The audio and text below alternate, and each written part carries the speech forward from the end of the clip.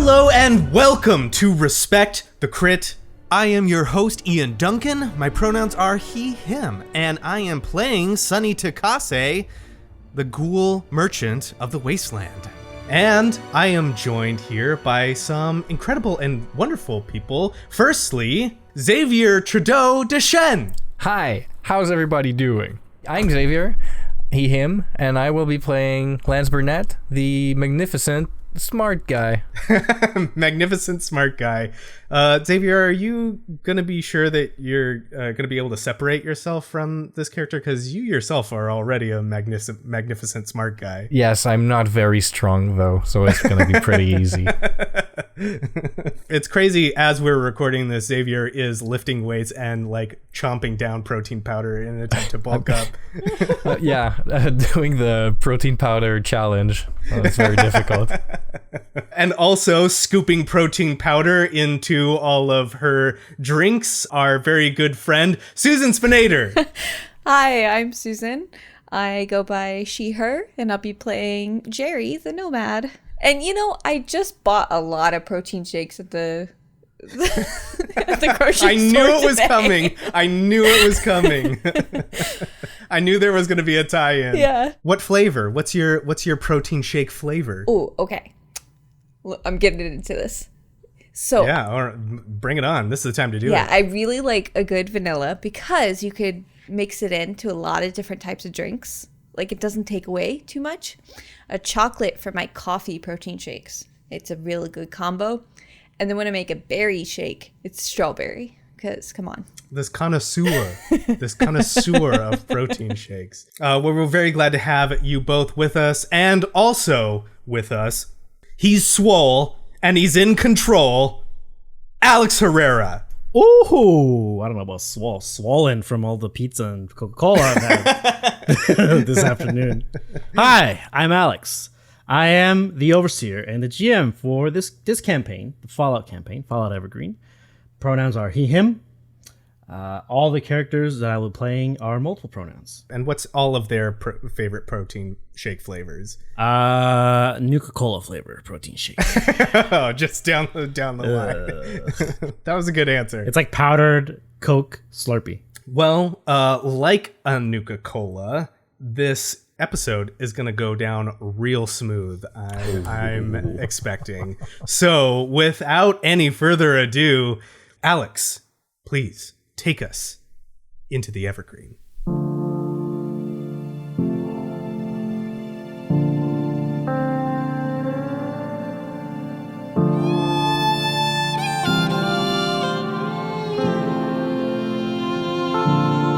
Our scene opens up with the sunlight peering over what appears to be a still body of water. The light shines into the lens, blinding us for a second as the camera turns around, facing now a familiar-looking ghoul sitting on what looks like some sort of settlement's waterfront. A couple of shops line this waterfront, all built out of shacks and sheet metal, extra parts, whatever can be found. The ghoul sits where he is awaiting an order that he has placed. The ghoul can be instantly recognized as Sonny, however, his clothes a little less dapper than normal. His face shows more wear than a ghoul normally would show. And there is a much less heavier set deity resting in a pen not but 25 feet away from him. Sonny always loved the water, even in its newest radioactive form. Sonny found it calming. The way the waves still lapped onto the shore, the sounds of the mutated seagulls calling out over it, and even the sulfur smell that got much stronger after the bombs dropped. In a way, he thought, the waters of the Evergreen and he were one and the same. Both had changed drastically, but at their core, they were still the same as they were before the Great War. Just trying to serve their purpose, or what they believed was their purpose. The water had the luxury of knowing as soon as it was made what its purpose was. But Sonny had to figure that out on his own. Back then. Back when he was forced to leave the fairgrounds. When he was forced to leave them behind chains and doors of steel. Sonny's train of thought is suddenly interrupted by somebody sitting down next to him. Sonny's mind and vision are snapped back to where he actually is. A waterfront settlement called Island Town. The population here didn't seem to mind who or what he was. Locals didn't ask questions. They liked Sonny, and what he always managed to bring for them. Chems, bullets, and most of all, food. As Sonny is brought out of his thoughts, a stranger dressed in suspiciously clean clothing sits down next to him. The stranger turns to look at Sonny and smiles, giving Sonny an overwhelming feeling of unease. The stranger looks like about to be in his late 30s, white male. Not too many wrinkles in his skin, but he's got a few of those kind of like the crow's feet going on. His short black hair doesn't seem to move as the ocean or the sea, the water breeze blows onto the storefronts here, these little restaurants. He looks at Sonny and says, "How was your stay in Garfield?" Very brief and very violent, unfortunately. You must be Tobias.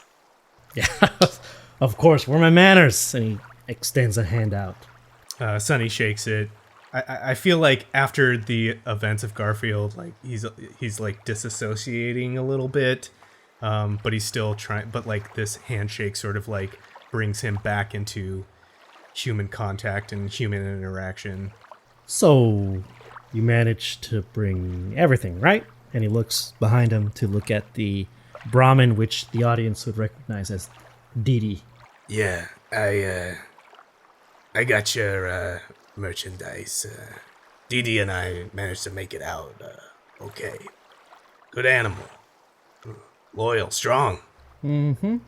He'll walk over to Didi and it's almost like he knows already the secret compartment on this, on the Brahmin kind of pack equipment, or the accessory that basically acts as these multiple packs. There's a secret compartment underneath one of these extruding large saddlebags, as if like the entire saddlebag can be lifted up, and there's another section inside. Didi has a birth defect, like she was born with this sort of a part of her body is concaved inwards, so it makes like the perfect compartment. As the man Tobias looks into this concave section of Didi's stomach, there are at least 10 to 14 different versions of combat rifles, 10mm pistols, bandoliers, basically weapons and ammo. He'll whistle over and motion towards the end of this elongated section of the city, of the settlement, and two men in nondescript clothing approach him with a large kind of a trunk, and they begin moving the weapons nonchalantly into this trunk. They close it, and he motions them to leave, and they both nod and leave with the weapons.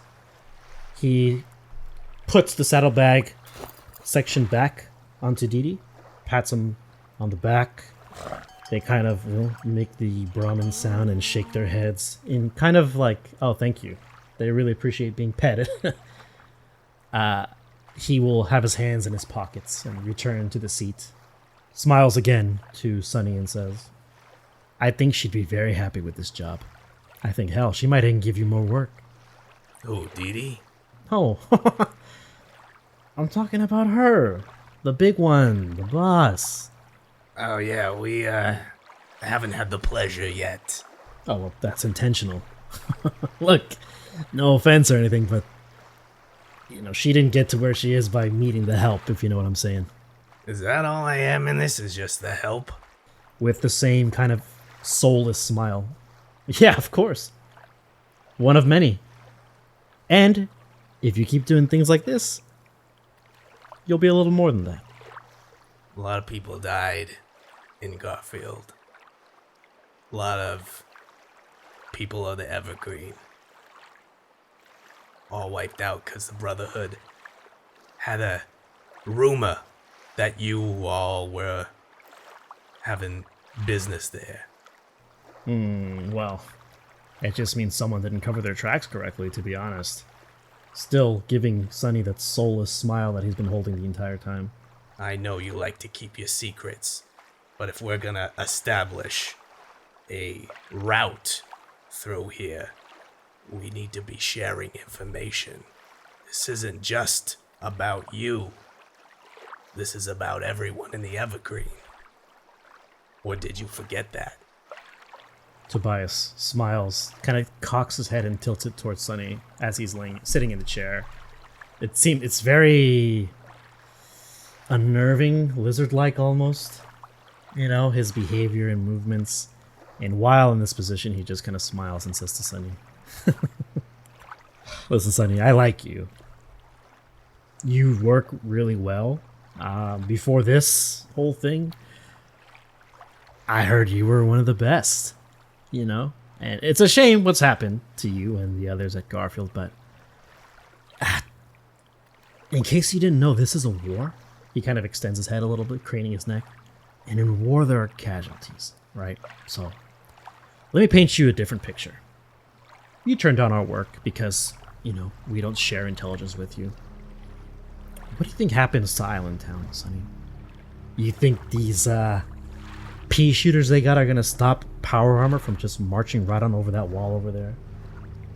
You think that these Vault 6 rejects they have here are gonna stop them? No way in hell.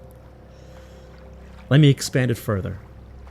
This place, and all others like it, should we not get the weapons, the ammo, the gear, supplies we need to spread rebellion across their territories, all these little settlements, they're gonna end up waving that stupid flag with the gear on it.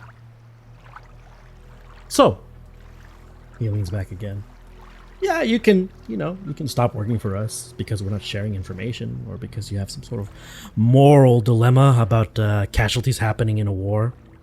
Or you can shut that pretty little mouth of yours and continue to do the things we tell you to do." And he goes from the smile to kind of just this deadpan, straight line face. As he looks at you, and there's this kind of air of intensity over the table. A man who's wearing a combination of a vault jumpsuit with like an apron over it brings out this plate of what look like cakes, little fish cakes, with little claws in them.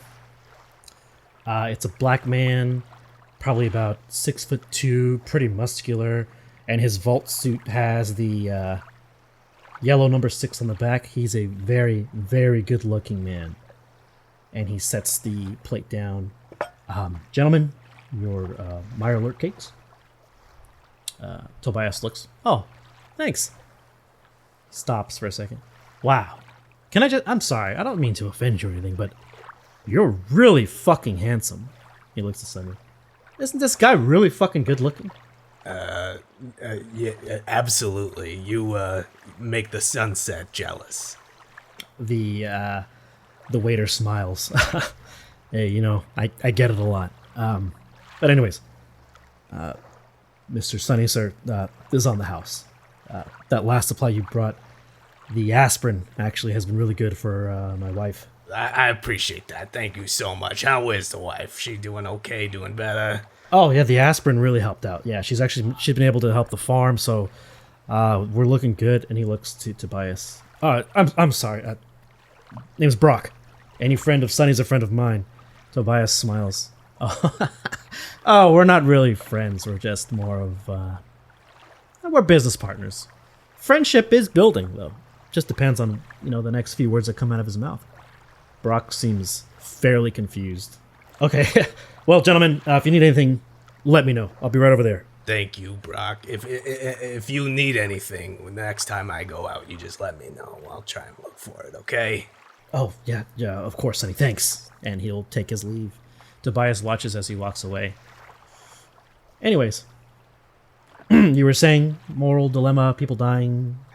Sonny does this thing that he has been doing his whole life, which is when things are uncomfortable or tense, he just sort of like has a smile and like does a little laugh to sort of like break it up. So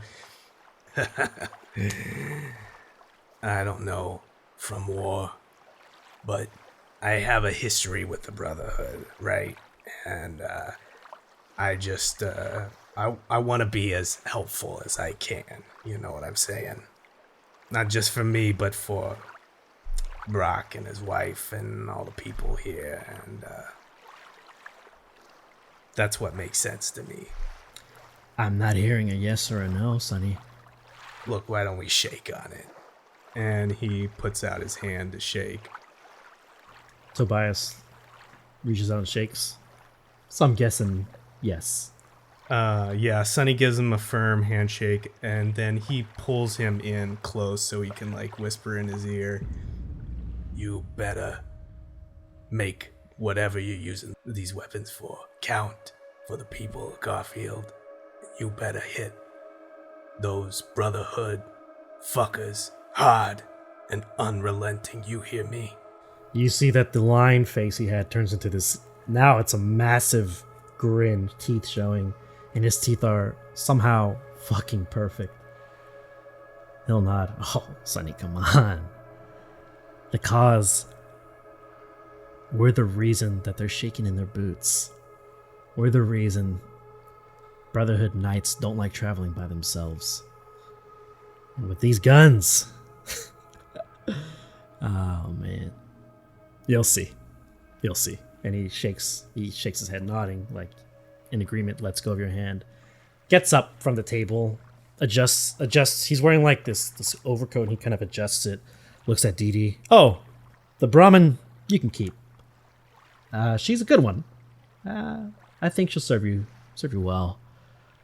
As he begins walking away, he snaps his fingers again. Oh, points a finger up at the sky back to you as he walks away. Stay in town for a little while. Might be good for your health. And he gives you this like really sly smile and kind of nods at you. I think this is a language Sonny really understands. And yeah, he nods and picks up a Mirelurk cake and like looks back out towards the water. Tobias smiles as he walks away, as clouds begin to slowly move in, obstructing the sunlight. As Tobias walks away, our camera pans up towards the north, seeing the cluster of closely built shacks and structures, constructed primarily out of steel and some old boat hulls. The array of hodgepodge smokestacks billowing with the collective sense of meat and veggies roasting begin to fill the air as the other restaurants come effectively online. Sonny exhales and begins to finish the Mirelurk cake. As he brings one up to his mouth, he sees his hand shaking slightly. Sonny takes a moment to calm himself, closing his eyes. The ghoul focuses his thoughts on what the alternative is, on what happens if they win.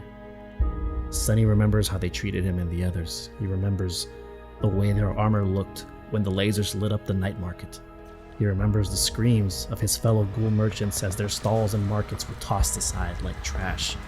But most of all, Sonny remembers the rage he felt, the anger, the fire in his eyes, and the feeling of his blood flowing through him as he fired back.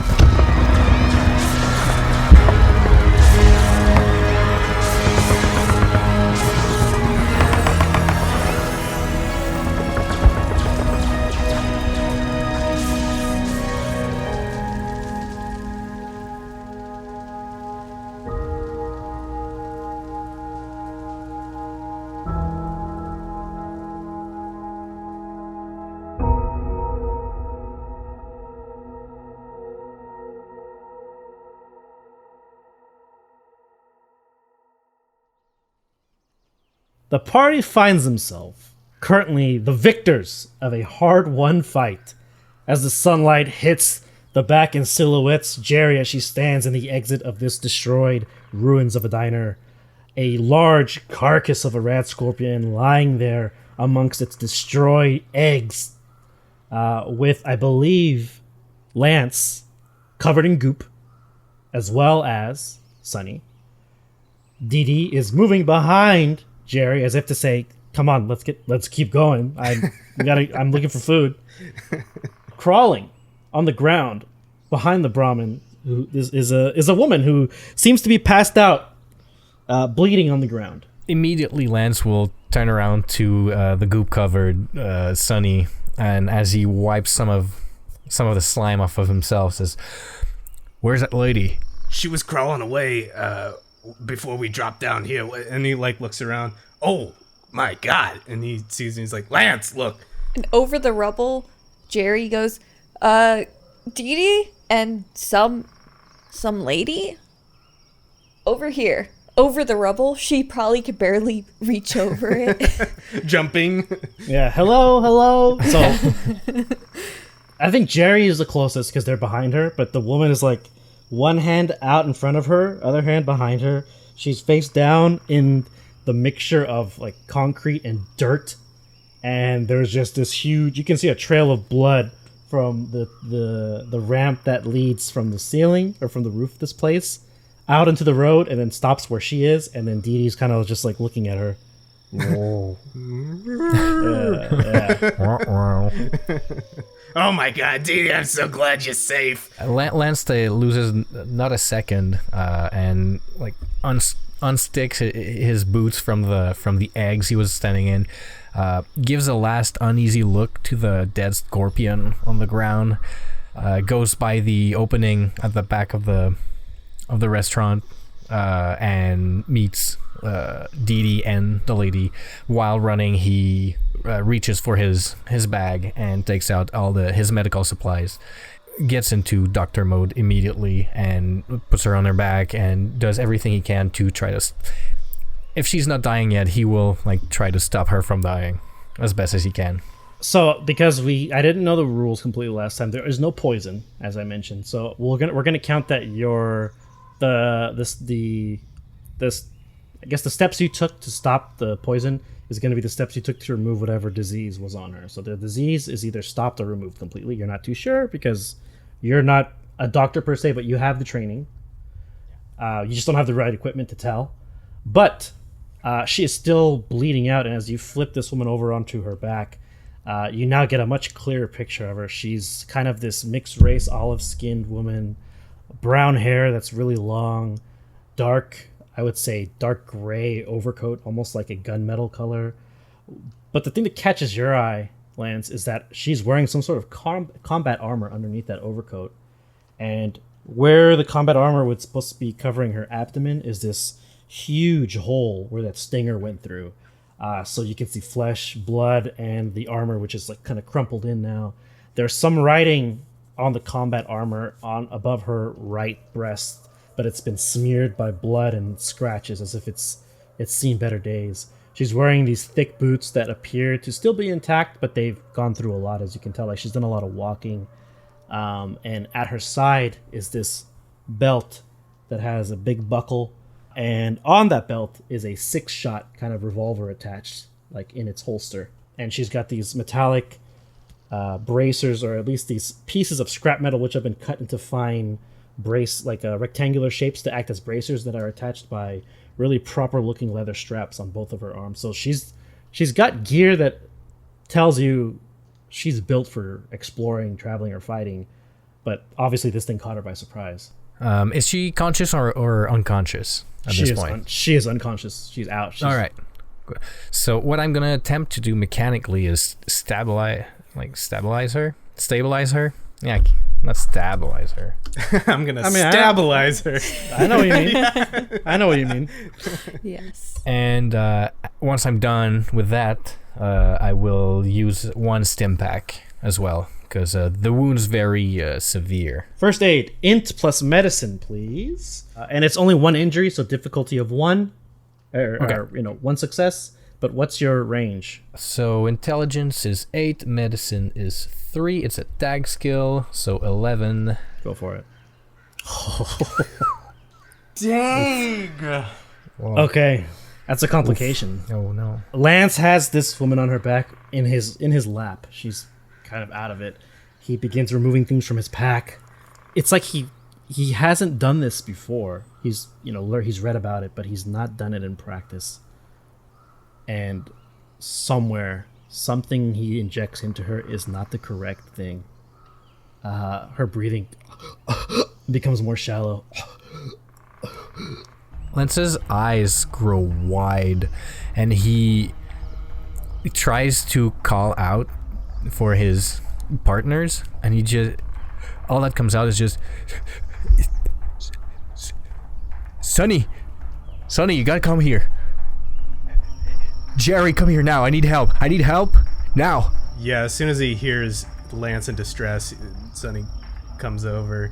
Gerry has been scoping out the street or wherever we are because a building just collapsed, and having lived in the waste, loud noises tend to attract unwanted attention. That's a good call. We're gonna call that perception survival. Alrighty, that is 10 for Gerry. Okay, difficulty of 1. Alrighty. Ooh, there you go. Gerry does a quick, it's almost second nature, just, reflexive look around the area, the open streets, and sure enough, as she kind of scopes this out, she looks to the left, and she sees way off in the distance a small red light going up into the sky. Almost pausing for a second until it pops.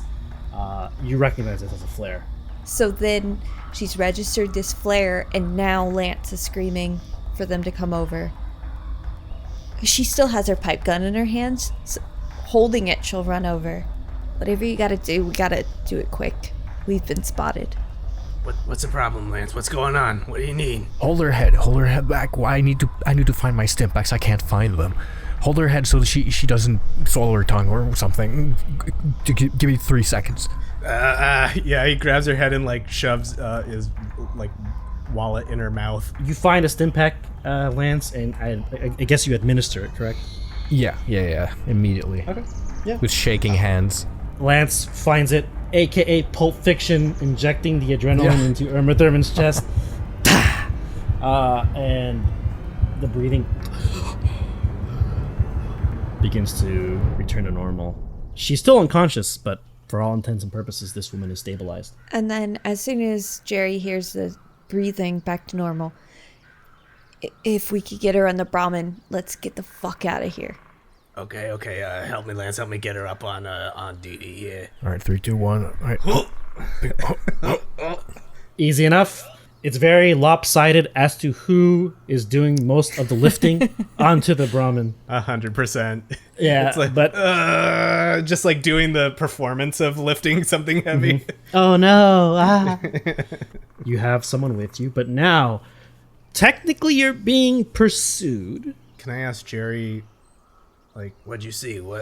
How do you know someone's tracking us? I saw a flare up that way. Maybe bandits, maybe just people who live in the area, but much rather not deal with them after what we just went through. What direction did it come from? So you're facing east on the road. It came from north. Okay, got it. If you have your Pip-Boy regional map. I always do. I got it up. As you kind of just quickly scroll through the map of your region, you see that marker that's a skull with the chains around it. It says the word Raiders, Crows. No check necessary. The Crows are, as a group of raiders, very power hungry. They live in the large cemetery north of this area, Lakeview Cemetery. A large cemetery where there's one specifically famous person born who this raider group has decided to take the name from. I know exactly who you're talking about. You have to move fast out of the area. So, what we will do is we'll call this a group check. One of my favorites. Strength, athletics for all of you, please. Oh, bloody hell. Do we all just have to hit our target? You have to hit we're looking for a number of successes. DC is, I'll say 1. It's not too hard. Alternative. Can I propose an alternative? Yeah. Sure. Gerry in these situations would go into sneak mode, maybe scouting ahead. I know that would even put me at a disadvantage if I fail. That she would go ahead a little bit. Yeah, I'll allow that. Okay. You can count that towards a success, yeah. That's the difference between a 5 and a 10, so. And a tag skill. Can I generate an action point? you're paying me to generate one, right? I'm paying you to generate one, yeah. So I get one. Because I need an additional D20. Yes, the overseer acknowledges your request for trade and accepts. Thank you. Because I gotta hit a 4. And I'm not feeling confident see, about that's why I changed. All right, here we go. Damn it. But hey, you know what? Oh, I got a success above. Okay, so you generate 1 action point for the party. I'll do my normal thing. Just the athletics. Oh. Wow. Okay, well, at least Hey, you it's a passed. success. You Yeah, passed. Sonny, even though you failed, as a group you succeed. Because that's 2 successes versus your 1 failure. Let's resolve you guys getting out of the area first. So the party moves carefully. Or at least as careful as they can while trying to cover as much ground as possible. You know, the main road, although a straight shot to Union, is covered with debris. There are times where you have to go down other roads and continue eastwards. It's a little hilly in this section where you're going up small hills here. As per scouting ahead, Gerry manages to get you guys to evade specific dangers, namely a mole rat nest that she sees in one of these small suburban areas, which has all these old pre-war homes. You also dodge a small group of scavvers who appear to just be moving erratically, looking through things, as they're wearing gas masks and a little bit of road leathers that seem to have some, not necessarily raider markers, but like warnings, like stay away from us type gear, like spikes. So time does progress. And to get to Union, it said it would take you a day and a half. So you're at the end of your day. The night is now here. I would say you found a small section of like a destroyed building that provides all of you with enough cover, including Didi, to rest for the night. How do you set up camp, or what are you guys doing to prepare yourselves? We'd probably get like a small fire going. Just something for warmth. Yeah, get the woman off of Didi, maybe like put her down somewhere. Yeah, Lance will be by her side like the whole night. He would probably crack open the can of purified water for her.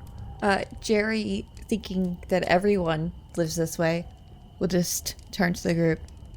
I'll take first watch. Thank you, Gerry. Yeah, you're really overperforming as a Brahmin technician. I mean, that was some great shooting back there. I mean, it was on my resume.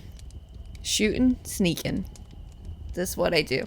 As you guys are talking and chatting, one of Didi's heads, I'd say the Duchess, looks at Gerry and begins to make this kind of... If you have a cat, you know what this look is. It's like, I'm gonna vomit. It's like, and something the size of a basketball emerges. Oh my god. It's very oddly shaped. It's more oval shaped than ball shaped. And the force from it being vomited from Didi causes it to kind of roll weirdly towards Gerry as it hits her feet, covered in bile and goop. It's a very large egg. What did you feed her? Not this. Looking down at the egg. You look at the egg, Gerry. I would say Lance, you also see this, and Lance is the first one to recognize this is a rat scorpion egg. You smashed them, so you instantly, you get flashbacks to you looking around. How'd that get in there? It's a rat scorpion egg. I look at Didi like, How'd you even swallow that thing? What are you doing? Both heads just kind of look at it again, and they begin to move. They begin to get up as if they're going to eat it again. Like, Yeah, you better be sorry. No. Get that out of your mouth. Out of your mouth. No, stop. I pick it up. I hand it to Gerry. Make sure that this stays out of her mouth, okay? Please. Gerry smashes it against the wall. just splatters. Well, that could have been dinner, but okay. Oh, hold on, Sonny.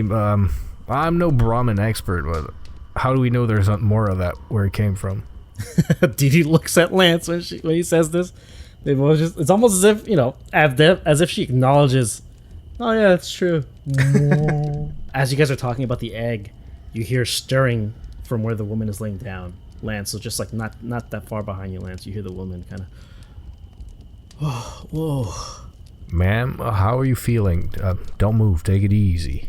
She lifts herself up so she's, sitting. She quickly kind of grabs her head. Oh, what the fuck? She reaches for her stomach and sees that, I'm assuming it's been bandaged up with something. Yes. Yeah. She reaches for it, and as she touches it, she winces. Yeah, no, don't touch it. Don't just lay down. Just tell me, can you tell me your name? She looks up at you. You can see that she's sweating, so she's got a fever of some kind. Yeah, gonna hold her the water to her mouth. And she drinks from the purified water. And as she takes a sip, oh, it's clean. Oh, and she continues drinking it. Downs about half of it. Looks to Lance. My name's Trish. Good to meet you, Trish. I just need you to find your breath, stay calm. I'll let you know what happened, but you're doing better, at the very least. I'm wondering if we'd had removed her gun from her while carrying her. Probably probably some of her gear would be by the side of where she's laying down. So if you remove the gear from her, Lance, I would say you find the following. She's got a pipe revolver. She had a machete on her back. But that's not what intrigues you. What intrigues you is this radio device she has with her. And you can tell it's a radio device because it's built very similar to how the radios are built in the vault. It's almost as if someone built something similar but used parts and pieces that are only found in the outside world. The symbol on her belt buckle is pretty much identical to the symbol on this radio. A two-headed bear with the initials beneath it, NCR. Cut back to the woman reaching for her gun, quickly looks down. Well, I mean, that's the right move to make. Go easy. It's right there. The gun's right there. If you need to shoot us, you can reach it. We're not here to rob you or anything. I'm just here to, make sure you're all right. She leans back laughing. Thanks. I appreciate that. I'm glad to see that you all made it out. I'm afraid your hiding spot's been compromised. Oh, no. I wasn't a hiding spot. I was trying to find an egg to cook. If you get one of their eggs, you can make meals for about a week or so. Yeah, just a slow look at Gerry. Covered in rad scorpion egg yolk. Just sliding down the wall. It's still sliding down, yeah. Gerry's looking out the window, pretending not to hear this. Trish looks at Sunny. Were you the one who threw the thing? Yeah, the AC unit. Yeah, you gotta give it to General Atomics for making something that's, still got some juice in it 200 years later, so glad you're with us. I see the two-headed bear there. You up from New California? What are you doing up here? As Sunny speaks to her and says New California, you can see that the tone of thankfulness and hospitality changes to more of almost as if there's a script she's reading from. I'm on a survey mission. And she just looks at Sunny deadpan. You a soldier or something? She kind of raises an eyebrow, winces a little. I'm supposed to be a ranger. I'm thinking Sonny probably's heard of the New California Republic, but he probably doesn't know too much about it, just because that's not. He's not. Yeah, they've never. Yeah, so Sonny would have heard rumors from merchants who made their way from down south up here and decided, hey, I'm going to settle here or I'm going to keep moving. Gerry would have heard bedtime stories from her dad about how the NCR was this force of good trying to reestablish the world. And that's all they were, just like stories, almost like comic book superhero stories to Gerry. Like, these guys are supposed to be invincible, unstoppable forces of good. But in Lance's world, he doesn't know anything about these guys. He doesn't know who the hell they are. He's never heard of them. Nothing. I gesture to Lance and say, Well, you're in good hands, trust me. I don't know what you got going on, and I don't want to pry too much, but we're headed to Union, if you know where that is. You're welcome to travel with us if you need a safe passage. I'm trying to My mission, my survey mission, is to find settlements. Union was actually, was my next stop.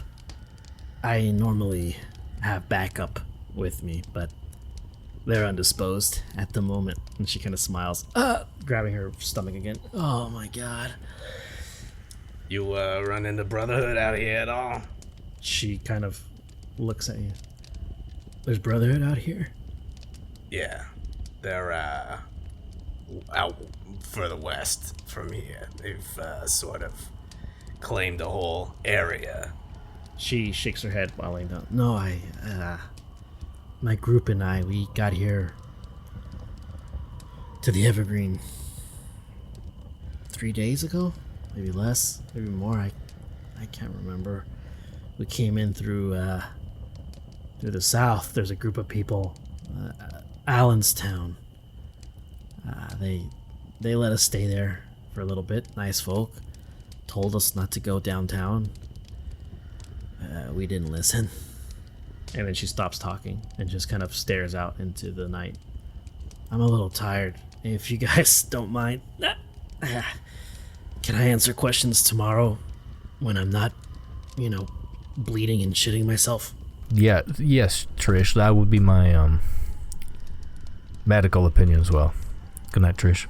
Oh, good night, Doc. And then she just closes her eyes and begins to snore. Gerry, you are on first watch, correct? That's correct. Perception survival, please. Alrighty, that's a 10. DC 1, because it is nighttime. The darkness. As I mentioned before. Oh no! God. Tonight is the night of complications. That's the What does third luck 20. do? You can re-roll one dice if you'd like. Yeah, I'll use one of my luck. I have 5, so... That was You the have time. too many complications, Alex. Yeah. That's not my... You guys are rolling this. I didn't do this. I got it. Gerry, as you try to force yourself not to listen to the conversation because of the wasted egg that would have given you a week's worth of supply, or could have been sold for a high price, which is why I gave it to you in the first place. Or it could have been a monster. Or it could have been, or it could have hatched and been a baby rat scorpion the size of a small dog. Yes. Yeah. He's full of scorpions now. Yeah. Jerry's is like, this is a danger. This is foreign. Goodbye. And Sunny is like, that could be food or money. So. Hey, you guys crushed all the other eggs for the exact same reason I crushed this one. No, fell we in fell it. on No, them. they fell on them. You say fell, I say crushed. What? It fell on the wall. It fell on the wall. So, Gerry looking out, forcing herself not to interact with this conversation for multiple reasons. She can see clear because, as I mentioned, you're going up hills now, a little bit of hills. From this structure, which Gerry chose specifically because she has a vantage point of the road they came down on, she can kind of make out the grounds and the area of where they were. Not that, like, it's about half a day's walk that direction. She can distinctly see lights, multiple lights. They're not torches. It's, some sort of artificial lighting. Almost like spotlights, but they seem to be moving in different directions. Maybe there's about 4 or 5 of them. And that's when you notice the sound.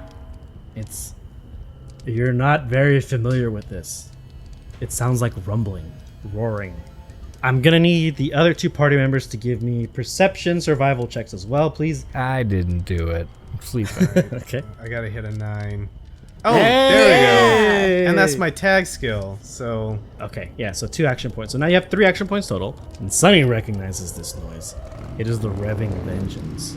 Sunny has met a group known as the Highwaymen, who are a raider group who managed to gain access to one of the most heavily armed police branches in pre-war Seattle. They had a beautiful fleet of motorcycles. Now, they are one of the Evergreen's up-and-coming raider groups who have gained power through various areas because of their access to mobility and weaponry. And Sunny, as you hear the noise of revving, you kind of flash back to a moment when you first met them during your days, in your grandiose days, when you had open field for all of the settlements in the Evergreen before the Brotherhood showed up. And how you made deals with these guys. You were able to trade with them, from time to time. They didn't see you as a threat, but they also didn't see you as an equal, but they did pay you a lot for the things you brought them. And you kind of snap back to as you hear the noise off in the distance of engines revving. But Gerry, looking out the window, can see that these highwaymen are not looking for you specifically. You assume, Gerry, attracted by the flare because you see a firefight break out, or what you believe to be a firefight break out between the group who shot the flare and these other guys on the vehicles you've never seen before. They are clashing way in the distance, and you can see the popping lights of gunfire, and then like half a second later, the sound reaches you just from how far it is. Gerry will look back over her shoulder to the group and probably make eye contact with Sunny. Probably don't need the fire anymore. Probably a good idea to put it out. Okay, yeah. He kicks dirt over the fire. Dee Dee takes this as like, oh, it's dark, so bedtime. So Dee Dee just immediately like lays down. Okay, so now I will ask you all, have you all eaten? I would say you are all currently satiated, so if you don't eat tonight, you'll become peckish. But if you don't eat tomorrow, then you go to hungry. Gerry, you have 3 Salisbury steak boxes, Gerry. Gerry will eat one, so I have 2 now.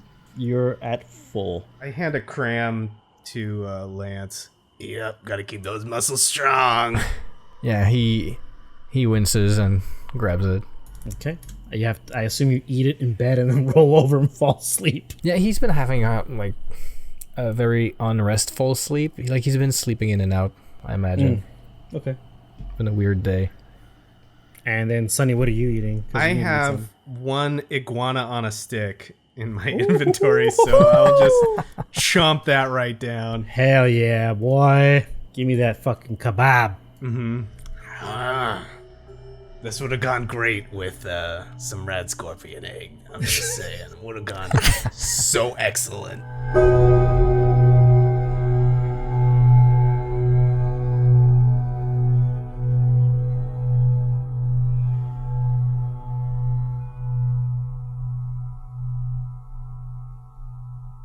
Hello, survivors, vault dwellers, and denizens of the wastes. Thanks for joining me in the mid-roll. We're going to announce the winner of our episode 4 giveaway.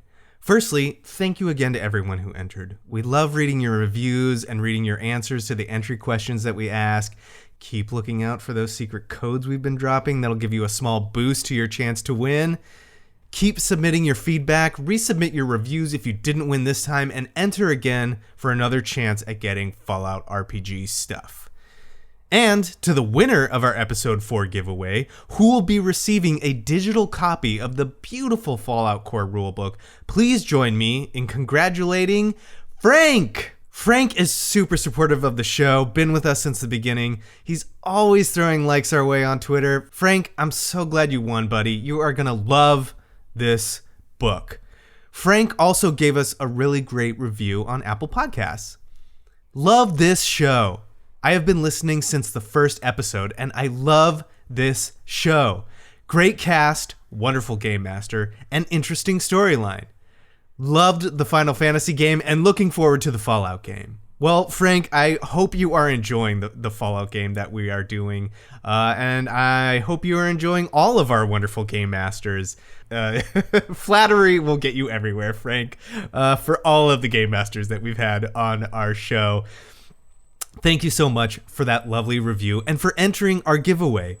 You'll be getting an email from me and also from Modiphius, so look out for that so you can claim your digital copy of the Fallout Core rulebook. And we're going to be giving away another digital copy of this incredible RPG for episode 5. You'll have another chance to win this beautiful, easy to read, searchable PDF, everything that you need to play this game. There are all kinds of interesting tables to roll on for random loot and complications. There's setting information and rules for crafting and modding weapons. There is so much. We've barely scratched the surface of it in our game. And if you want to run a longer campaign in the Fallout universe, you are never going to run out of shit to do. To enter, same as always, no purchase necessary. We've posted a Sweep Legit link on our social media, in our Discord, and in the description of this episode. Follow that link to submit your email and follow instructions on how to enter to win. You know what to do by now. You just have to log in and complete 2 entries in order to be qualified to win. So firstly, visit our custom URL, modiphius.net/respectthecrit, where you can see all the beautiful Fallout bundles and tools available. Modiphius now even has a US store, so if you live in the States, save some money on shipping. And the second thing you need to do is go onto Apple Podcasts. Make sure you follow Respect the Crit and leave a 5-star rating and review. Screen cap or take a picture of your review and upload it to the Sweep Widget link that we posted. If you win, we'll read your review on our episode, just like we did with our buddy Frank's. And yes, if you've already left a review, screen cap it and upload it. Like I've been saying, if you haven't won yet, please feel free to enter again each time there is a new giveaway.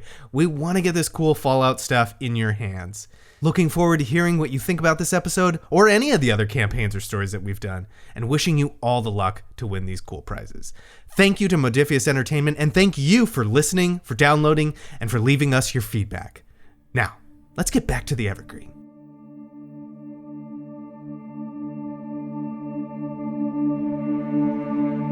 Sunlight peers over the semi-canopied building that you're in. You hear the sound of, crows, some birds every now and then. But what wakes most of you up is the sound of Dee Dee kind of just like getting antsy and moving around. Like, I want to go. Basically just like trying to get out of that. Basically wanting everyone to wake up to get out. Like in a way a pet's like, hey, open the door. It's trying to get up. It's trying to get out. Oh, she's full. Gerry, you know what that means. Let's do it how I taught you, right? You remember how I taught you? Roll him down. I pull the milk pail off of Dee Dee's things and hand it to Gerry. Boss, would you prefer me to scout the area or do this? I mean, it's up to you if you want to get better at getting comfortable with this. That'll reflect well on your evaluation we do. Give me the bucket, Sonny. I'll do it. All right. I'm just saying, at the end of this, when the evaluation comes, we want to see how your growth, Gerry, how you've grown into this. I'm not sure how much the Raiders will care about growth. Okay, listen. I hand the bucket to Yeah. to Lance. Now, we can actually milk the Brahmin. Like, we get milk. Really? Yeah, and the milk is stuff. Like, it counts towards thirst and stuff. Trish, open up. We get poop and milk once a day. Wow. Okay. Yeah. All right. But it requires an agility survival test. So who's milking the Brahmin? That is a roll for Gerry. Gerry, you gonna milk Dee Dee? Lance, because he took the bucket. You keep you keep us alive, okay? I'll handle the others. We got a bunch of action points, right? You have 3. I'm gonna spend 1 action point to get a 3rd die. Okay. To milk And I need Dee Dee. Yeah, to milk Dee Dee. And I need to hit 5. Oh, Make boy. me proud, Lance. Let's go. Oh, dang it. So, the picking up the Brahmin pie is easy enough. It's when you sit down and you try to milk Dee Dee. She's just not responding today. She's not having it. Maybe it's because she's on the road. Nothing. Or can we say, like, something does come out, but it ain't milk? Like, it's not. We can't say that. It's not drinkable. No. Scorpions. Yes, and he's just like, it's kind of chunky today. That's not good for drinking. Gerry is scoping out again. Now that it's daytime, as you scan ahead, you can now clearly see from this vantage point, because you're almost at the top of this hill, a settlement in the distance, probably about a few hours away. It's got walls. There aren't any huge towers, but there are some tallish buildings there. Union is not that far. Trish, how you feeling today? Trish kind of rolls over and sits up. A little better. She tries to stand up, and as she gets about one leg up and has one knee on the ground, all right. Oh, hold on. Yeah. Another egg. Coming out of, oh my god, it'd be like, all right, easy. oh, yeah, okay, maybe I ride the Brahmin again. Yeah, if you're feeling for it. Let's make sure you eat something soft, something easy to digest. I don't know if he looks at Sunny like, do we have anything? I got a can of pork and beans. Is that okay? It'll be cold, but she grabs her mouth. No, I can't eat right now. okay. Got some milk, kind of. No, we don't. Yeah. Zero milk. Yeah. Not a drop. It's like the more you mention food, the more she's just like, whoa, no. All right. Let's get you saddled up. Let's get moving. I look at Lance and go, morning sickness, maybe. What sickness? Morning sickness. You know, pregnant. You know. Well, he looks at the wound in her abdomen and is like, well, I hope not. I mean, me neither, but, you know, lots of, no food, lots of throwing up. I'm just saying. Trish can hear this. No, I'm not. I'm not. I think there's still some poison in my body or something running its course. I need to see it, no offense, big hunk, but I need to see a real doctor. You pack her onto not pack, but you put her up on Dee. This time she's sitting up. Yeah. She's sitting up and she has her revolver out. I assume you begin your travels. Yeah, we head to Union. And you head to Union with no problems. Everything is fantastic. No complications. No complications. We didn't even have to roll it. Look at that. Because you fucking killed a level 7 rat scorpion before. I don't think you guys need another thing here. Thank you. So after about, I would say 3 to 4 hours, you get to Union.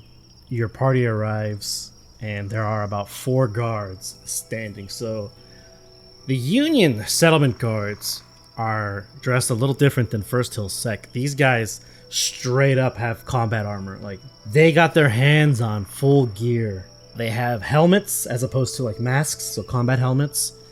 They are wielding 10mm pistols at their sides. Some of them have hunting rifles. The 4 guards see you approach as you come down the hill and you get to this leveled ground.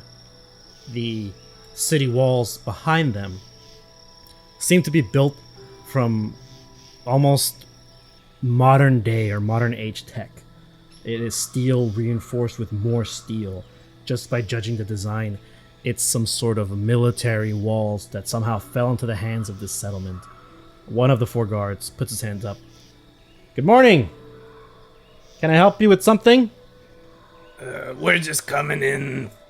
Traders coming from First Hill. We just got some stuff we want to trade. Also, we got a very sick woman with us. Needs some medical attention. The guard looks up at you, Sunny, or looks at you first. He nods. He passes the initial ghoul or no ghoul test. In this case, yeah, He's fine with ghouls. It seems like. And he sees the woman. Holy shit! Yeah, oh, hey, open her up. The mechanical whirring and clicking of the oversized gates and gears ring through the calm air as the gates open and the settlement's heart reveals itself. You walk in, there are numerous wooden structures and shelters rising from the ruins of this pre-war neighborhood. A few sophisticated machine gun turrets hum and rotate in a slow but methodical pattern overlooking the settlement and you as you walk past them and into Union.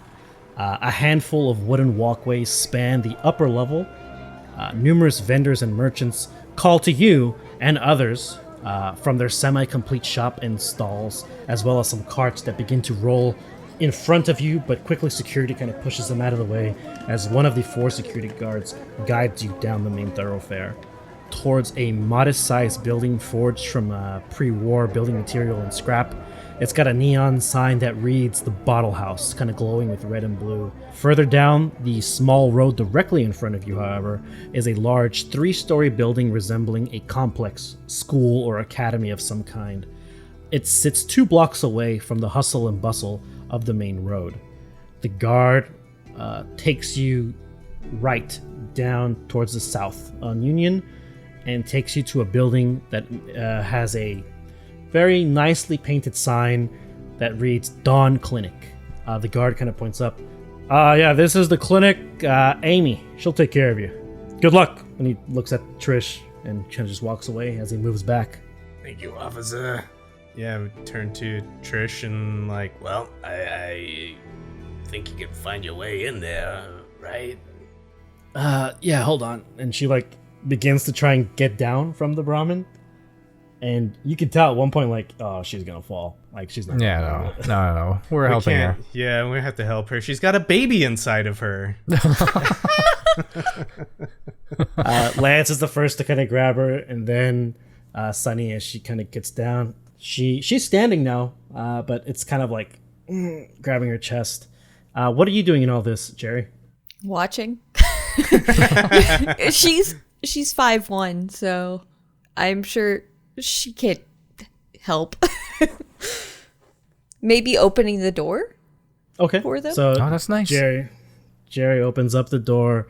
It's at least this first floor is a really small room. There are posters for events and kind of medical advertisements from a world long gone. And there is a Indian woman behind the counter, and she looks up. Oh, customers, good morning. Hi. And then she sees Trish. Oh, shit. You're not here to buy stim packs, are you?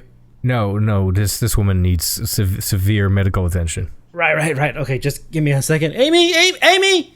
And the woman runs upstairs. A guy comes up. So behind that counter, there's like some curtains, and a guy comes out. Another, like a younger dude, long blonde hair. He's like, oh, what's going on? Oh, whoa. And he runs up to Trish. Hey, you okay, miss? And she just looks back at him. Do I look fucking okay? Are you kidding me? This is the doctor?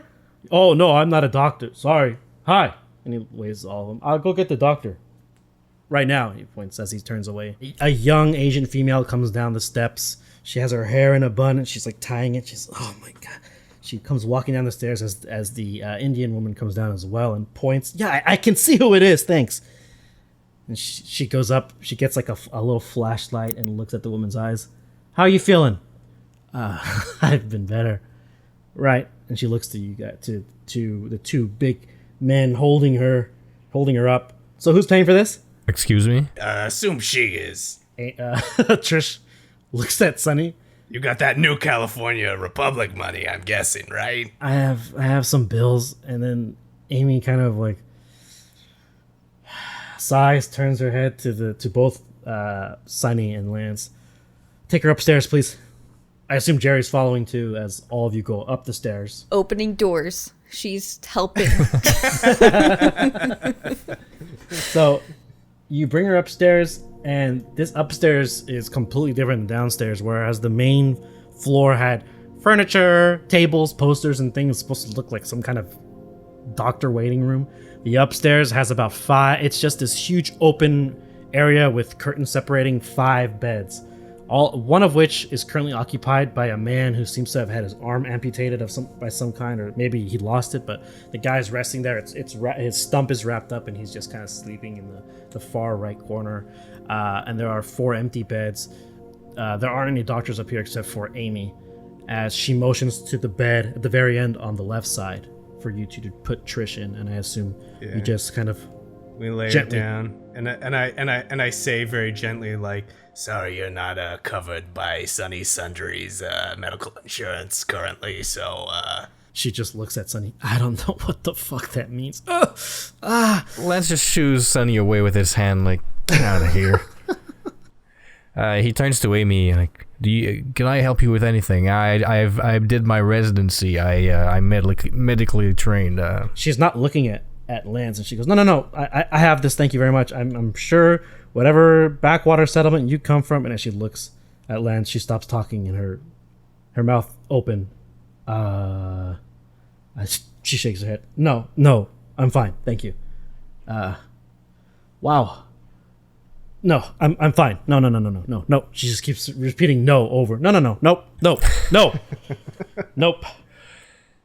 He looks at Trish and goes like, well, if you need anything, we'll be around. As long as that thing isn't money. I'll come back check on you later. All right? Oh, yeah, thanks. I appreciate it. Amy injects her with something and she just goes, passes out. Amy looks to Sunny. Payment will be taken downstairs. This woman, currently, I don't believe she's capable of paying. I mean, she's not with us. We just picked her up out of the wasteland. Whatever she needs, expenses, she'll take care of when she's, back up and running. Amy kind of smiles, tilts her head. Okay. Wow. Some things never change out there, I guess. Thanks for bringing her in. I most people would have probably let someone like that die out there. Yeah, well, we're the Good Samaritan type. What can I say? She kind of like sarcastically, oh, absolutely. Modern day paragons. Saints, if you will. And she begins to kind of like administer this really crude looking IV. She shouts out, I need antitoxin. The blonde haired dude. Oh yeah, it's downstairs in the ice box. Yes, in the ice box. I wish that was conveyed through sound. Sorry, I should have said.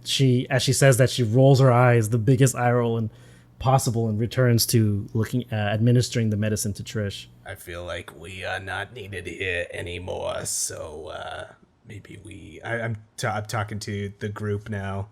Like, maybe we just go and see if we can find Mark and V. So she's going to look up at Lance, knowing he has invested into this. We could always check up on her later. Yeah. I'll just ask how much it's going to be. Just curious. So he heads downstairs and goes to the counter. The young Indian woman is behind the counter. And she's like writing something in this book. Okay, so I believe it's antitoxin. That's going to be at least 2 days stay with us here.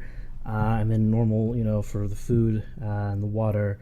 It'll probably come out to, as she looks up at Lance. He smiles. I'm sorry.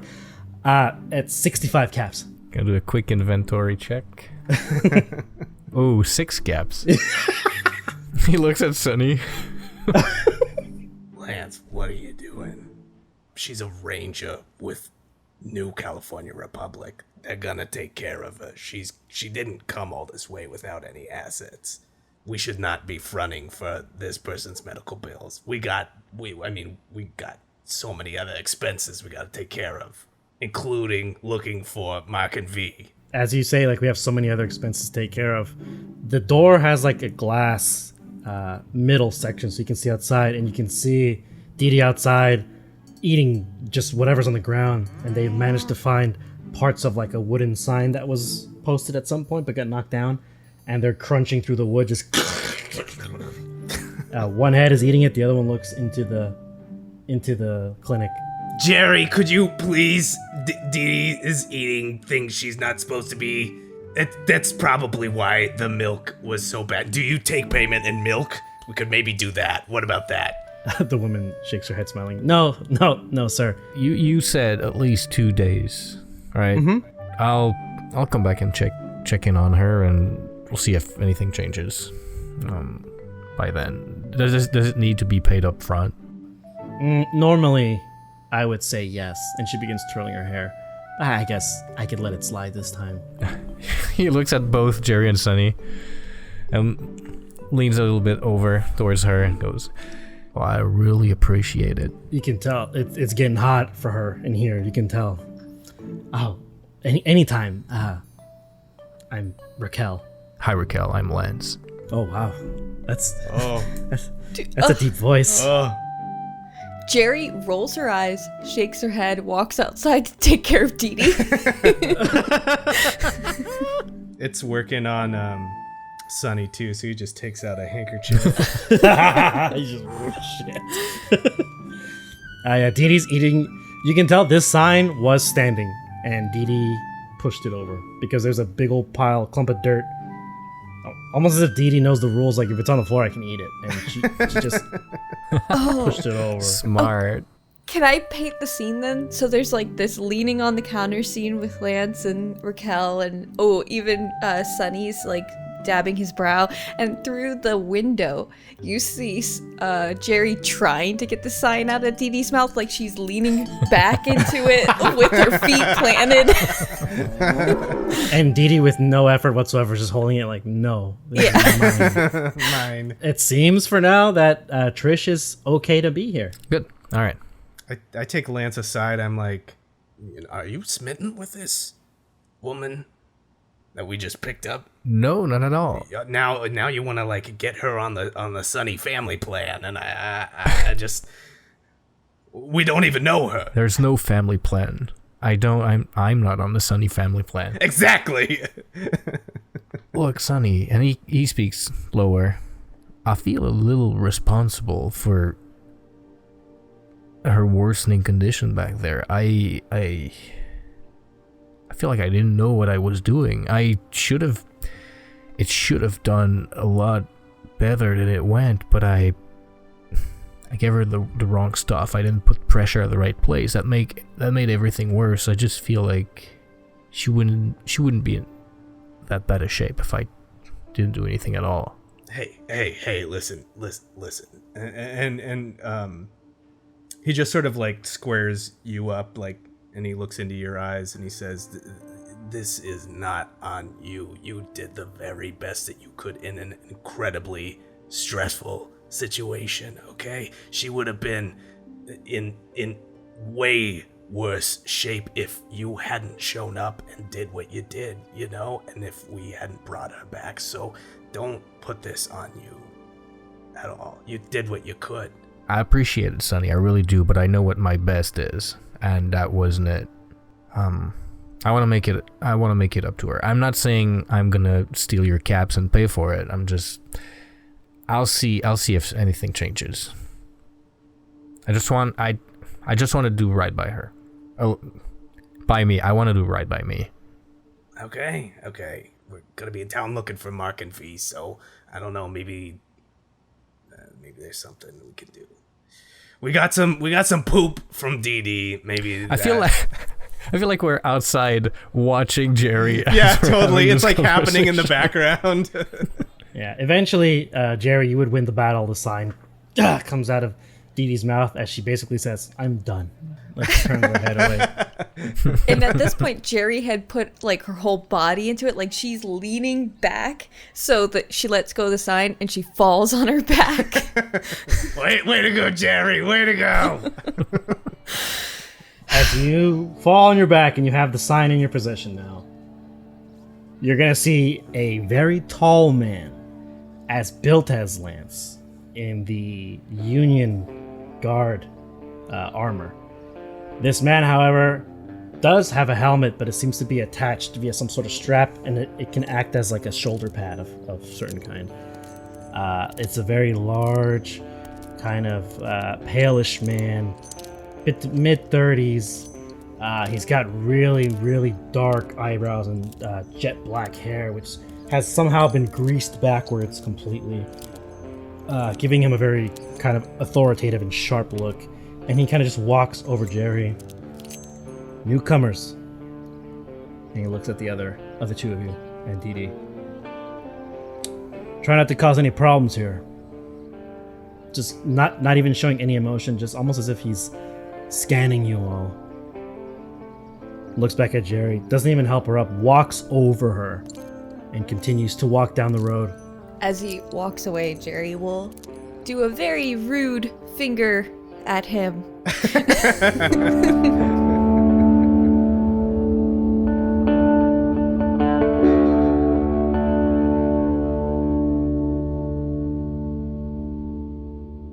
You're in Union. The first thing you do, Sonny, is you flag down a guard or a local. It's easy enough to do, I would say, just in order to get a lay of the land. And you find out there are a couple key points here. You've already found one, the Dawn Clinic. You have the Bottle House, which is the tavern that had the large sign. The main thoroughfare is called the 34. It's the name of the street. Then there are two large farms, both at the opposite ends of the settlement. In the north, you have Pikes Point Farms, and in the south, you have Elias Greens. The large academy structure that you saw is the mayoral residence, also acting as the barracks for the local protection, which is called the Union Protectorate. That's the name of these guards here. Then there's a small repair shop that everyone knows and loves called Up and Adam Fix-It. It's run by a family. The old man, who is the father of the family, is kind of like the main repair guy. Everyone loves him. Everyone knows that he does really good work. Sonny would probably go, venture towards wherever the people are selling stuff. That's kind of where he would gravitate to try and get information about this place. Yeah, so I mean, he would probably go to the Up and Adam Fix-It. Find his way to there in order to see if anyone there knows anyone locally. Everybody is that okay with them? Yeah, I was gonna say. Yeah. Okay. I didn't mean to grab the reins and just Well, I chose you because you have the gift of gab. You're able to kind of strike up conversations with those who are willing to listen. I feel like that's what's happening. Is Sonny's becoming the mouth of this of the group here. Yeah. Definitely. But I mean, Lance is comfortable with that too. Yeah, Gerry is too. You all approach this pretty large, almost like a garage, like one of those car garage repair shops. The railing, which opens from the top, is wide open. There is a man, kind of rather portly, big old forearms, darker skin. He seems to be working on something with a hammer at a station, one of those working stations. He's got a welding mask on, begins welding pieces. The guy with the welding mask sees you, kind of motions, puts his tools down, lifts up the welding mask. Oh, hello. You need something fixed? No, well, not yet anyway. Hi, we're just a couple of people from First Hill, a ways away, yeah. Do you run this shop? Are you the owner? He laughed. Oh, yeah, you must be new here. I'm Redmond Ubeda. Hi, Redmond. Sonny Takasi. He gestures to everyone else so they can introduce themselves. Hello, Redmond. I'm Lance Burnett. He nods. Okay, good-looking guy. Okay. And Gerry will just do that upward nod. Gerry. Oh, okay. Tough girl. Okay, nice to meet you, Gerry. Lance. At Sonny. Very tough, very handsome. You're not here to get things fixed. How can I help you? Well, we're actually looking for someone that been in First Hill, but actually from here. So we were wondering if you've ever heard of someone named Mark who used to be from here, moved to First Hill. The minute you say Mark, the old man, you can see his face kind of drop, and it stops you from continuing what you're gonna say. Marcos? You know my Marcos? He closes the distance and grabs you by your shoulders. Please, if you know where Marcos is, you have to tell me. Please. He's my oldest, my son. Oh, he's your son. Oh, okay. We don't know if anything has befallen him. We kind of figured that he made his way back here with a girl that he was interested in. Your son, he went to First Hill? I haven't seen my son in 2 years. Where is Marcos? You have to tell. And he's getting loud and he's starting to shake you. You can feel the grip on your shoulders, hey, whoa, this is getting... And then a teenager comes out from this door that connects the garage to this other section of the shop. Dad, what are you doing? Let him go. He knows where Marcos is. Dad, stop. And he pushes you apart. Dad. And he grabs him. Marcos is dead, Dad. He's not coming back. You don't. He says he's looking for Mark. The kid turns around. It's small. They're both Latinx. They're both of Hispanic and Latino descent. The younger guy, the teenager, appears to be 16, 17 years old. He's got kind of like the mop top, scraggly hair, and he puts his dad. Calm down. And he turns around. What did you say to my dad? Hey, nothing untoward. We're just looking for, I guess it's his son, your brother, Mark. We know him by Mark. He is an engineer in First Hill. We don't know him personally. We're just trying to track him down. He just stares daggers at you. Even though he's like half your size, this guy is just giving you the most stern look. My brother died. And then you hear Redmond, no, Marcos is alive. Just because he ran away doesn't mean he's dead. Lance is gonna tap on Sonny's shoulder and just whisper, do we still have some of the letters we picked up? Oh, the letters he wrote? Yeah. I mean, I imagine we did. I imagine you have to have brought them. I go, oh yeah, Lance, you got the letters, right? Yeah, I do. I'm the one who has them. Or to make this more fluid, Gerry could lean over and hand them over. Present. That works. All right. I know there was a bunch that he got from his dad. Oh yeah, there was a bunch from Dad that were like, "Hey, come back, please come back." And then there was one from the brother. Oh yeah. Yeah, you must be Jamie then. To the little kid. The teenager. He kind of, his stern look changes. How do you know that? Lance, I gesture over to the ladies that Gerry Shut handed. Yeah. He snatches it from Lance's hand and reads it. Motherfucker. He's been alive this whole time, and he never wrote back. And Redmond comes up and kind of puts him in his wing. I told you he was alive. I told you.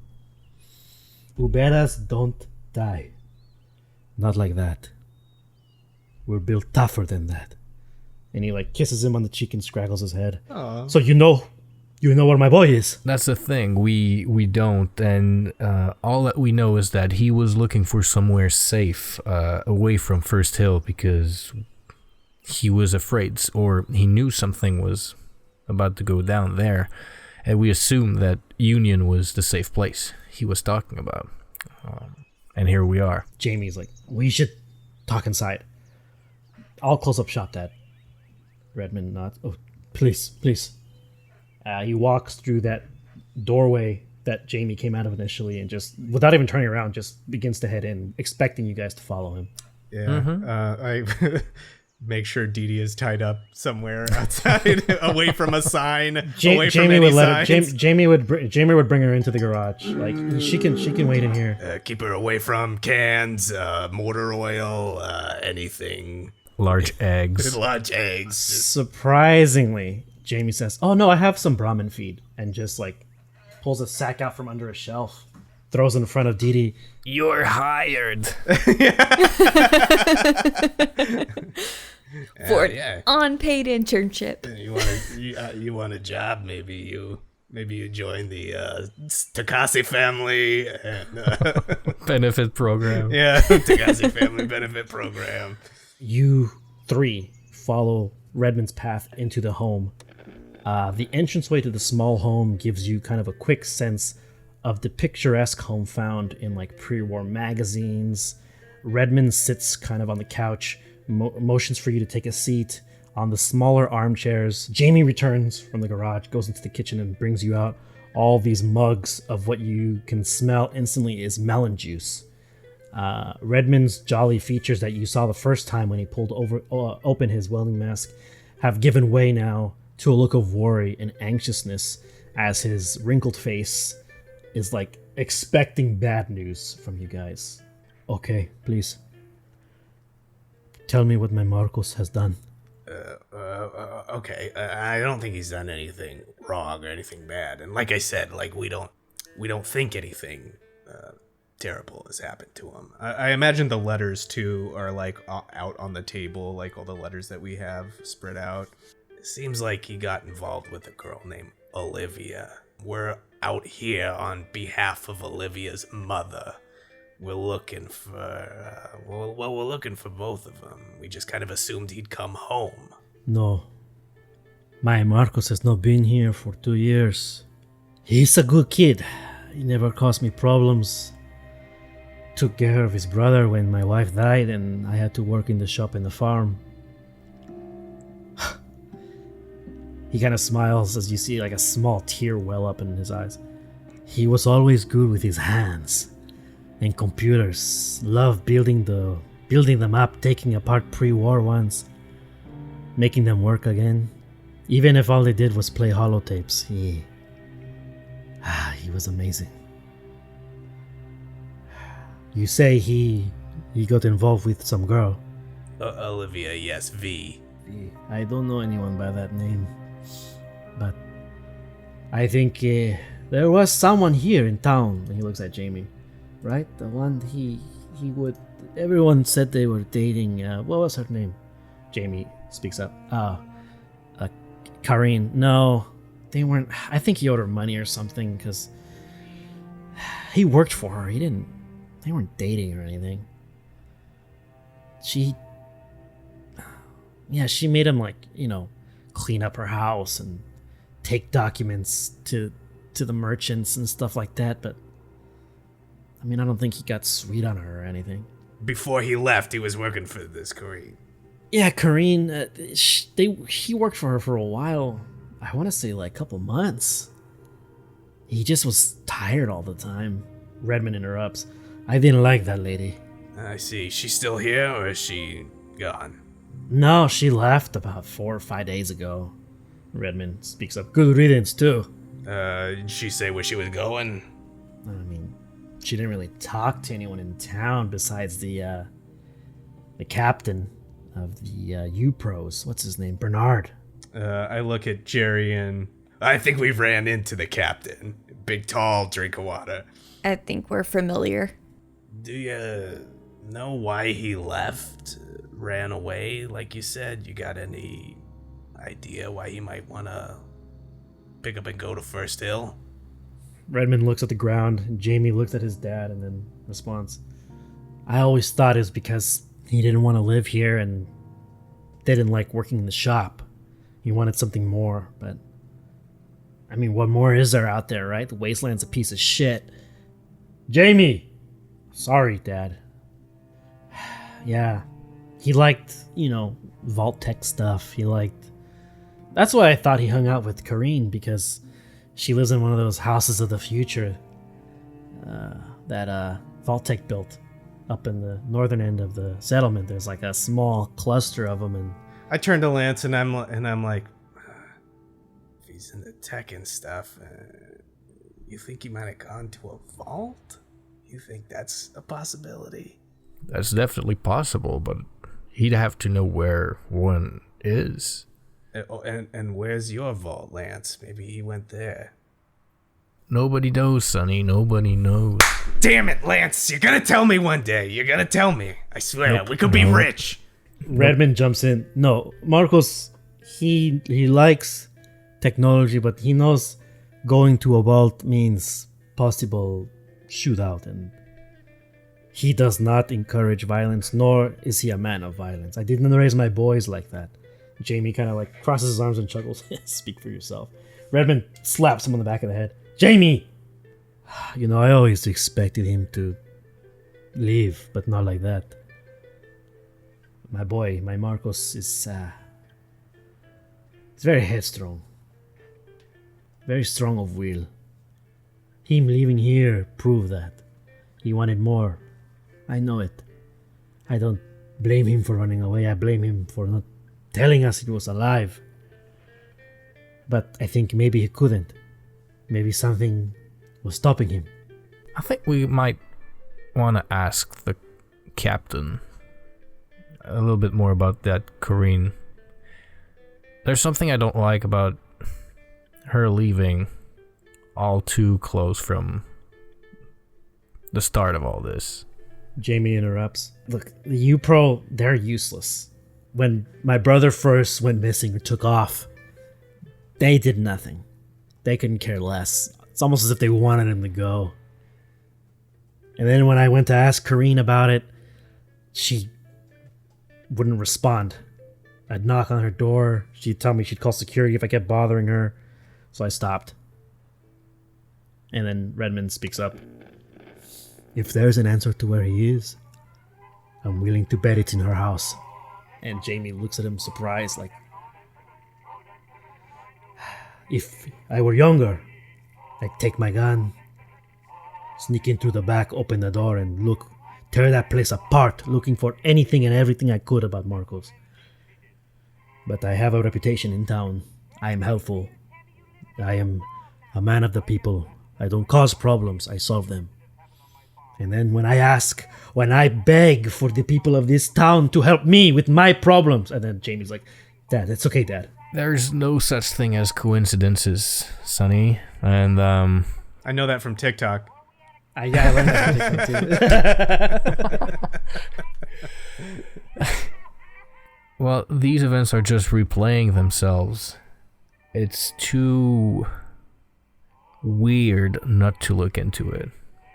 With all due respect, sir, we breaking into Marcos's apartment is what led us here, and well, I'm going to bet that breaking into Corrine's place is what's gonna help us move along our little investigation. Marcos nods. Whatever you need to do to find my son, and at least tell me he's okay, I'm in your debt.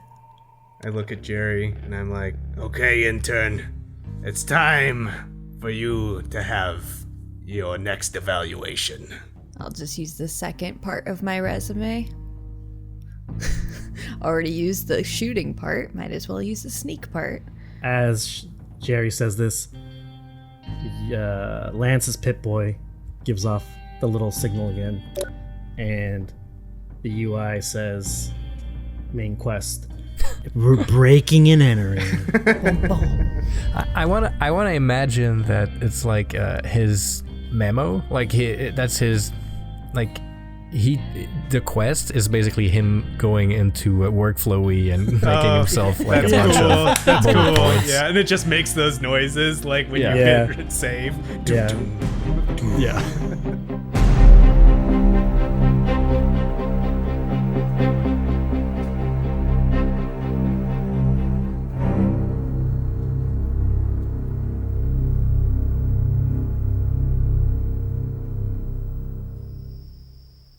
Jamie points you in the direction of the homes of the future, homes of tomorrow, as they're called. This neighborhood doesn't have anyone living in it. They're all in pristine condition. I'll say you wait until nightfall, if that's okay, because it's easier to move. I would think Gerry would suggest, right, moving at nightfall's easier. There are no guards, no UPro guards patrolling. DD is safely back. Yeah, I was going to say I leave Yeah. DD for this one. Gerry, you move across easily through the neighborhood, and you approach the home that obviously was denoted as Corrine's on the map. You're going to give me agility lockpick, please. Difficulty 2. Okay, well, I have 10, and this is tag skill, so. Let's do this. Wow. That is So four successes. That's 4 successes. So, Gerry, this lock is an electronic lock. So you kind of shrug and you rip open this panel and you jam one of your tools into the circuitry, and the door just slides open. It's dark. It's very dark in here. There are no lights inside. There's probably like a few floor lights, but they're flickering from the shorting of the tool in the lock. The party moves in quietly. Corrine's abandoned home is in almost pre-war pristine condition. As you three make your way in, the floor lights begin to guide you on this walkway. The living room is a sunken-in living room. There is a kitchen directly in front of you, and there's a hallway to your left as the lights kind of flicker on and almost try to guide you in that direction. As you continue moving, the door slowly closes in a non-threatening manner, and you hear a voice speak up, almost as if it's coming from the entire house itself. Good evening, Karim. How can I help you?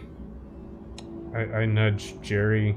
And it's gonna take her a second. Like, why? You're the talker. And then in her head. And then she's like, oh, woman. And then under her breath, what should I say? Ask it about your latest communications, like mail. Where's her mail?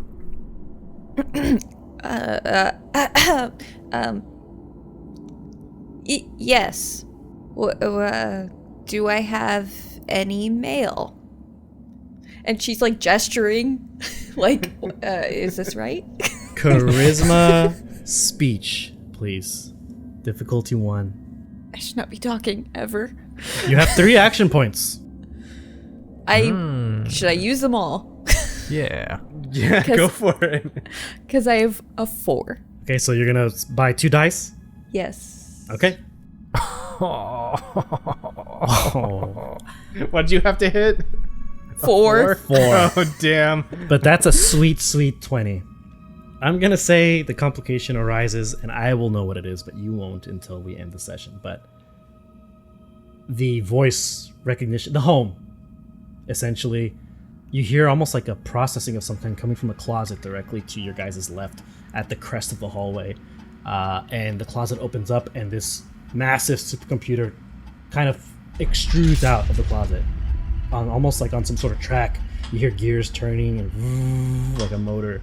One moment, Karim. And you see the screen as it's processing. The voice line goes away, and you see the initials IRMA with a dot in between. And a little slot opens up, and 6 holotapes come out in a neat, orderly fashion. These are your most recent records of communication. Thank you. You're very welcome. Can I try to hack this thing? Yeah, as it's exposed, you can walk right up to it. Is there like a console or like Oh some yeah, sort of yeah. There's a interface? console. There's a console underneath the large wavelength screen that now has the initials for IRMA. Yeah, let me just try to access it. Intelligence and science, please. Difficulty 3. Oh, I used all the action points. Yeah, well, that's that. I can't do it. I'm gonna buy an action point from you, please. Cool, thanks. You're buying dice. You're not buying action points. You're buying dice at this point. Yeah. So you have how many dice? 3 dice now? 3 now. I'll let you buy another only one. way to do it. I'll let you buy another one.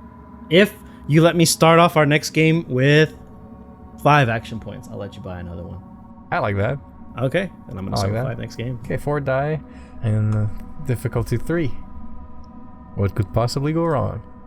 God dang it. Holy shit. Okay. You plug in your Pip-Boy, and you begin typing away. How many 20s has that been tonight? There's been like 6. 9 That's the 6th of one. them. That's the 6th one, I Oh my think. god. You plug in your Pip-Boy with the little white cord socket thing that I like, plugs it into the console, and you go at it, and immediately on your Pip-Boy, it's like an animated hand waves a finger at you.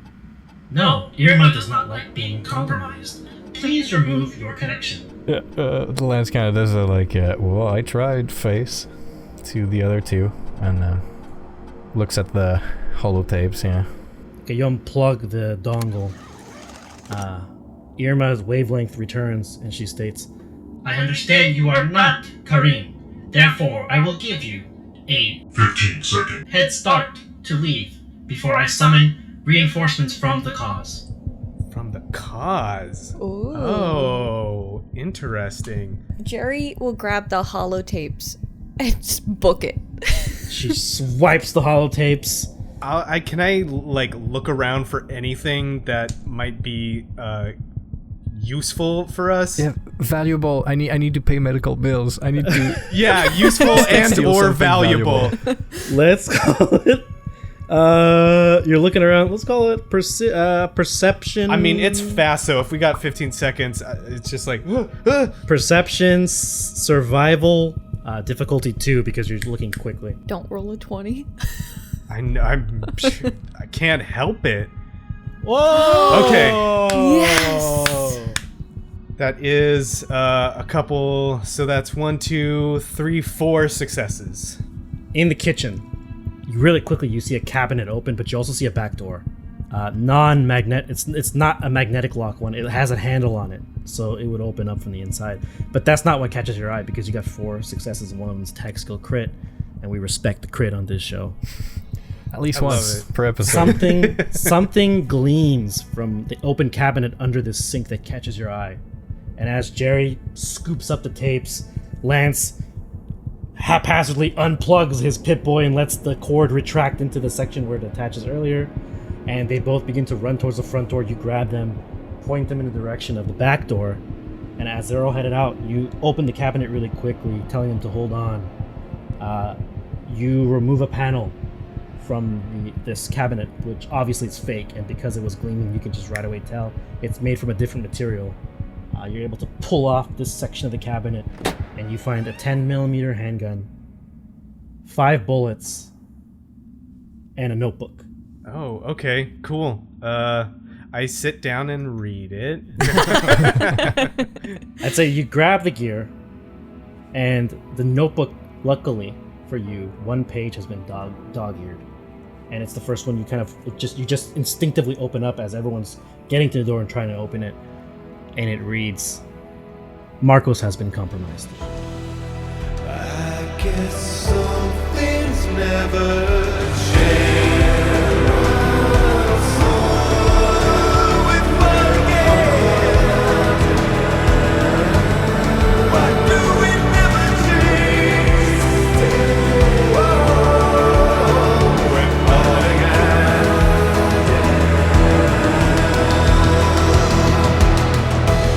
Thank you for listening to this week's episode of Respect the Crit's Wasteland Adventure, Fallout Evergreen. If you like what you heard, please consider supporting us by giving us a 5-star rating and review on Apple Podcasts, or whatever platform you use to listen. It's easy, free, helps other people learn about the show, and we love to read your feedback. For more information about the show, visit @RespectTheCrit on Twitter, Instagram, and Facebook, or come chat with us in our official Discord server. Gerry is played by Susan Spenader, who you can find on Instagram @SuzLalouz. Lance Burnett is played by Xavier Trudeau-Deschênes, who can be found on Twitter @XavierTD. Sunny Takase is played by me, your host, Ian Duncan, and you can find me on Twitter and Instagram @IDunks. Our guest GM for this game is Alex Herrera, who you can find on Twitter @AEHerrera or on his Twitch channel, WadeWolf10. The original music in this episode is provided with license or permission by a variety of talented artists whose info and credits can be found in the episode notes. Please support them by visiting their platforms to hear more of their work and tell them how much you like their music in our show. Our outro song is Some Things Never Change by Gavin Dunn. You can hear more of his work on Bandcamp and YouTube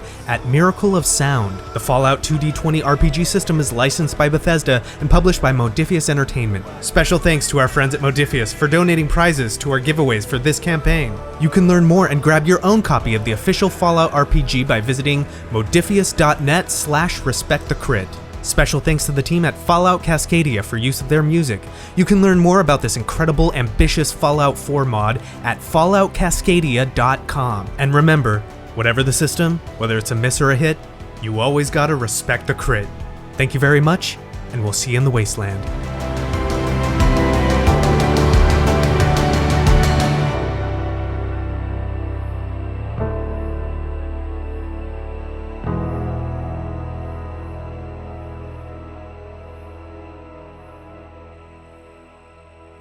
Yeah, and I remember I rolled something, and for some odd reason, I have 35 Salisbury steaks. 35. I don't think that's true. I know. I think we rolled it wrong. I mean, she has 35. Yeah, it's on my character sheet. That's what it is. So No, you at the most you have probably 3. I'm not gonna give you fucking. Yeah, 35. I think I maybe it was written down wrong. Yeah, it was 53. Yeah. Thanks, Xavier. You always have my back. Okay, now you all have poison, so there you go. And as we learned, poison doesn't exist. Which means you don't exist. You fizzle out of existence. The simulation ends. End of campaign. End of campaign.